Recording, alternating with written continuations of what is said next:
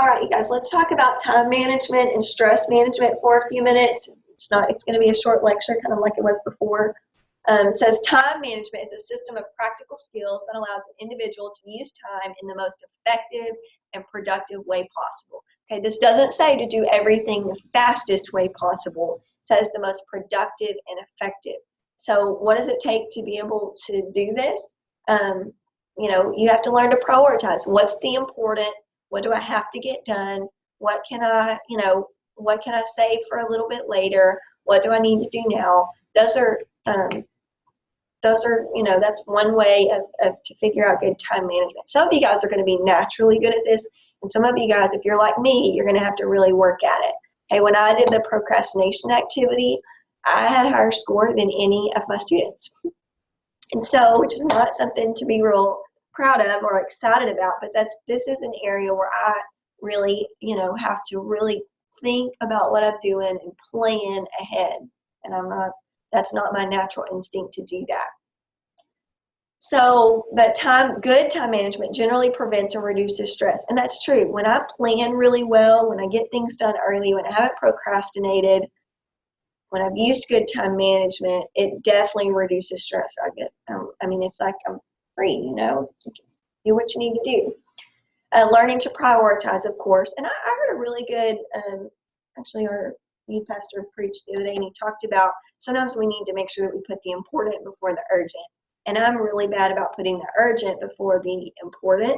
And so I just try to get things done, what I can get done really fast, and then I'll, get to everything else when I need to. And that's just not always the case. You can't always just do the fast things first and then go from there. Sometimes you have to do the important things first. Use a schedule. Okay, when I was in high school, I kept a schedule in my purse all the time. I had a calendar. I had everything written on it, every homework assignment, every project, everything that I was doing. If I had lost that thing, it would have been like losing, my brain or something, because I had everything in there. And that really helped me in college to do that. And I use my phone now, which really, really helps me as well. But use it. Most of you probably have a phone that has a schedule in it. Use it. Plan out when you're going to do stuff. Okay, if you have a project due on Friday, Monday, I want to get this done. Tuesday, I want to get this done. Wednesday, plan it out.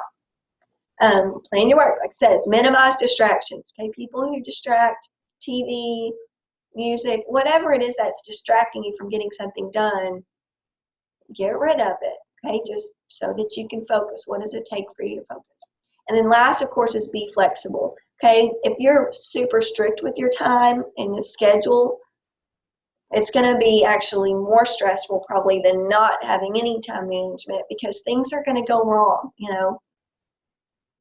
things, they just do. They're going to go wrong. Things are going to not work out the way you planned for them to, and you've got to be able to adapt and react to whatever's going on and make a new plan, make a new schedule, put things off, prioritize. What do I need to get done now? What can I do later?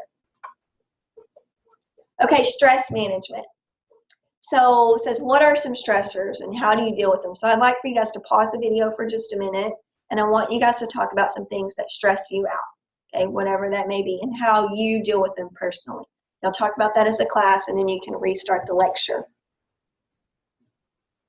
Okay, it says healthcare has a high rate of burnout. We talked about burnout a little bit, but burnout is just when maybe you're doing too much, working too many hours, you're overloaded at work, you're getting really bored with what you're doing. Maybe you've been doing the same thing for a long time, and that gets, especially nursing-wise, burnout looks a lot like a nurse who's really stressed, who doesn't enjoy his or her job, is not taking good care of people because they don't enjoy the job. Maybe they don't have mercy for them anymore, or they just lost all patience with the patients. Those are all signs of burnout. People getting sick, that's another sign of burnout. Migraines, that kind of thing. And it's just not worth it. So it's really important to know how to deal with your stress in a healthy way.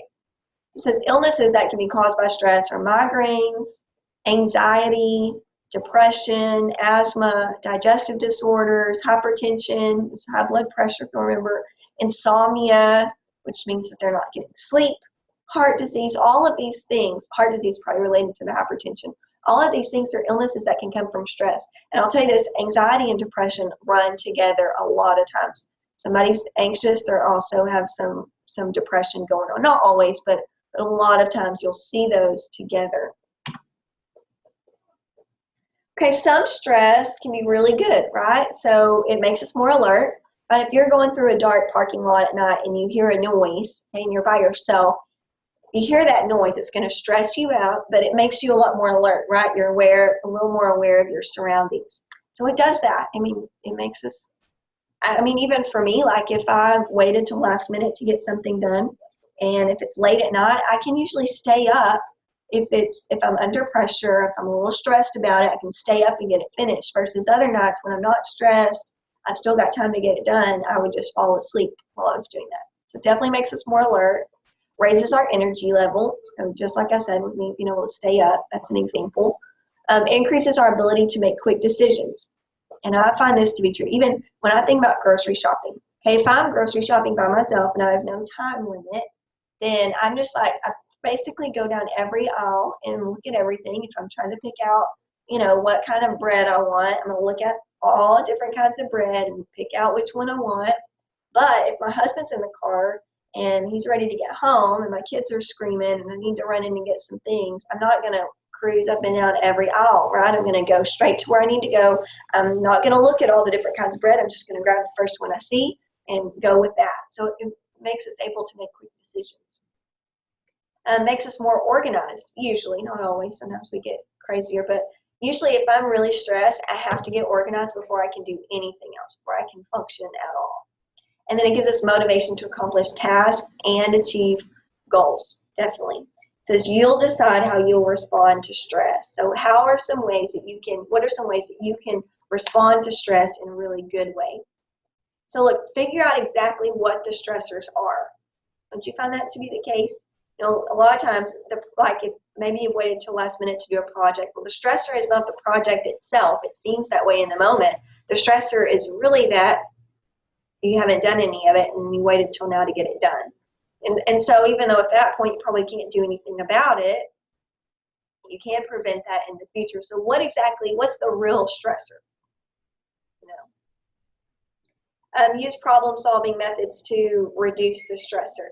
So what are some, and you'll get into problem solving when we do conflict management, but, list out your solutions to the issue. What are some different things you can do to get whatever it is done that you're stressed out about?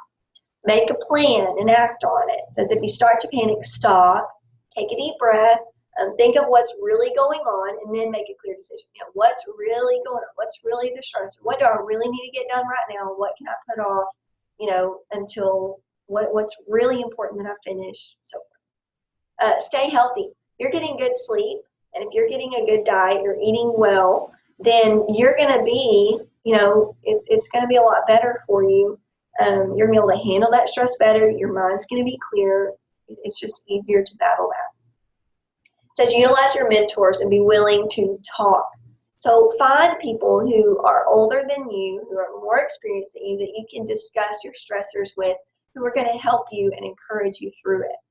Okay? Not people who are going to tear you down again, not people who are going to distract you or give you a hard time about it, but really people who can help you walk through and formulate a good plan of how to get through whatever it is you're getting through.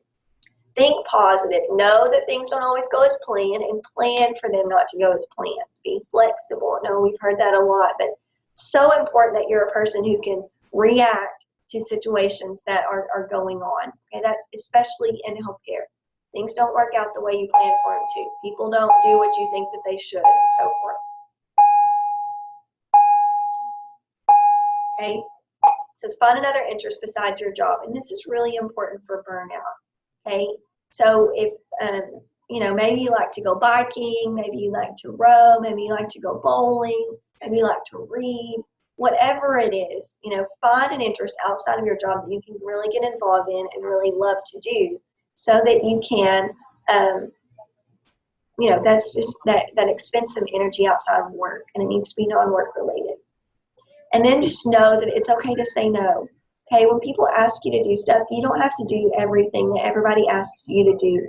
It's okay to say no, even to good things. Okay, when we get to a place where, we've done, I don't know, here's an example. So my husband is one of the pastors at our church, and so it's really easy to, especially as I think a pastor's wife, to get burnout on different things because you're at the church all the time. You're involved in everything. I mean, I have another full-time job, and well, it's not full-time. Well, I mean, I have this part-time job. I have another.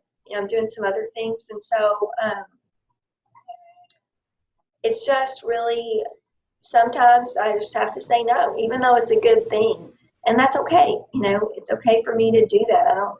If I only do everything half-heartedly, then I'm not really accomplishing anything in the end. I'd rather do a few things and do them really well than do a lot of things and only partially do them. So it's okay to say no. And that's it. So you guys have a good day.